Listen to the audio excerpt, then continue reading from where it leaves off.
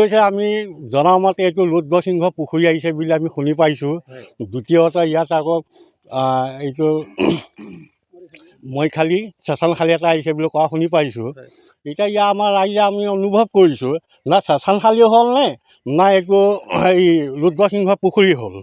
কথা হ'ল যে যি সচিবেই হওক ইঞ্জিনিয়াৰেই হওক তেওঁলোকে কামটো নোচোৱাকৈ পইচাটো কেনেকৈ উদ্যোগ কৰিলে সেইটো তেওঁলোকে ফিল্ডত আহিছে নাই আহা। তেওঁলোকে চৰকাৰ দৰমহা খাই আছে, চৰকাৰ পক্ষে ৰাইজৰ পক্ষে কাম কৰিব লাগিব। অকল এজন দালাল বা এজন মাফিয়া কথা শুনিলে নহ'ব। তেওঁলোকে কামটো কোনে কৰিছিলে? কোনে কৰিছে মানে এইটো আমাৰ প্ৰতিনিধিসকলে কৰিছে। প্ৰতিনিধিজনৰ কোন প্ৰতিনিধি আছিল তেখেত? কি আছিল তেখেতৰ তেলেংগানা গাঁও পঞ্চায়ত এই প্ৰেচিডেণ্ট আৰু কাউঞ্চিলাৰ আছিল ইয়াত। কাম একো নহ'লে ইয়াত। কাম কি হৈছে আপোনালোকে চাওক, সেইটো এতিয়া ৰাইজে জানে। ভোট দিয়াটো ৰাইজৰ ওপৰত কথা। আমাৰ তদন্ত বিচাৰোঁ। কথা হ'ল সেইটো আমাৰ ৰাইজৰ গাতেই দুখ। যিজন মানুহে যদি ৰাইজৰ কাম নকৰে আকৌ দলৰ ফালৰ পৰা আকৌ সেইজন মানুহেই টিকেট পায়। আৰু ইয়াত বিহালী সমষ্টিত শিক্ষালা লোৱা নাছিল নেকি আমাৰ ইয়াত? তেওঁ কি কাম কৰিছে? এই এখন আছে ৰঙাজান নদী চব তাত কাম কৰিছে মানুহে নেদেখাত। আমাক ইয়াত তদন্ত লাগে। আমি বিজেপি চৰকাৰক বেয়া নাপাওঁ। হেমন্ত বিশ্ব শৰ্মা ডাঙৰীয়াক আমি অনুৰোধ কৰিছোঁ যাতে মাফিয়াকেইটাক আপুনি আঁতৰাই দিয়ক, নহ'লে ভৱিষ্যত দিনত তেওঁলোকে বহুতখিনি অসুবিধা দিব।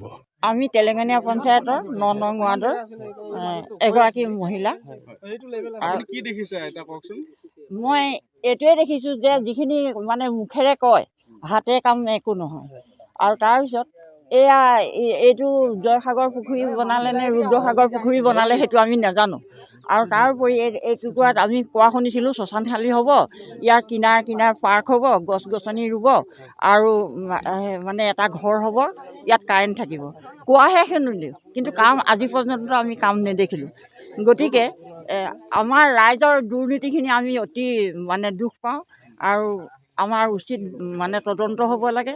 ইয়াত DC ডাঙৰীয়া আহিব লাগে।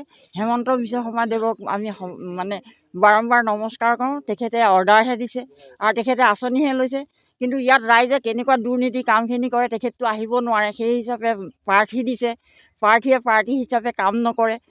গতিকে আমি বহুত দুখ পাইছোঁ বয়োবৃদ্ধ মানুহ হিচাপে। আৰু আজি যে আমাৰ সাংবাদিকসকল আমাৰ এই জেগাখিনি কি হৈ আছে কি নাই চাবৰ কাৰণে যে আহিলে, গতিকে আমি বহুত আনন্দিত হৈছোঁ।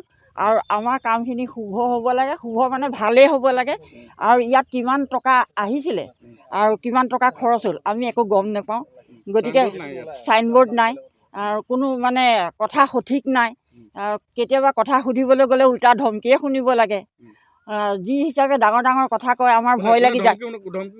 ধমকি আমাক AP মেম্বাৰেও দিয়ে আৰু হেৰি অমীয় কুমাৰ দাস সভাপতি নহয়, সভাপতিৰ মালিকজনে বিজেপি নেতা। আৰু তেখেতে এবাৰ মই এনেকৈ মানে মিডিয়া আহিছিলে, মিডিয়া আগত ক'লোঁ যে আমাৰ ৰাইজৰ কথাখিনিও ক'লোঁ, অকল মোৰ কথাই কোৱা নাই। বয়োবৃদ্ধ মানুহৰ ওপৰত আমাৰ কেনেকুৱা অপমান এটা চলি আছে সকলোৱে চিন্তা কৰি চাওক। বয়োবৃদ্ধ মানুহক মানে 250 টকা এটা দি পেলাই ঠগি আছে। তেতিয়া মোক ভাবুকি দিলে। কাৰ